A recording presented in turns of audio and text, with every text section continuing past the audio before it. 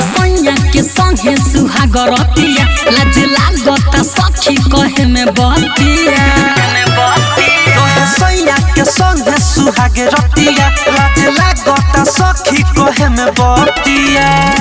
देह सुघरा के चुसली हो ले ललैया रे पहिला मिलन में साया फाड़ दिहल सैया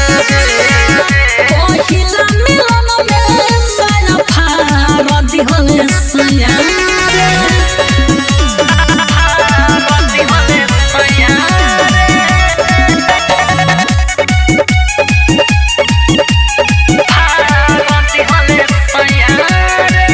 सामान रख दे खनी हो भतर सज ठेकनी हो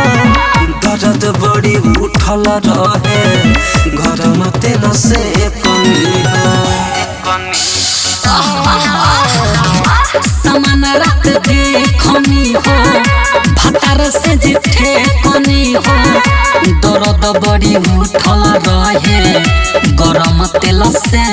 कनी हो अखिया से उड़ गइल सखी रंगैया रे पहिला मिलन में साया फाड़ दिहल सैया पहिला मिलन में साया फाड़ दिहल सैया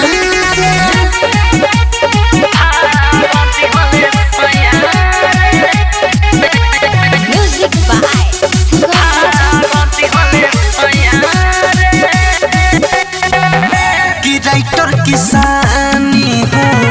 ले ले जब छानी हो ठोपे ठोपे बह गइल पसर के पानी हो माय डियर की राइटर किसानी हो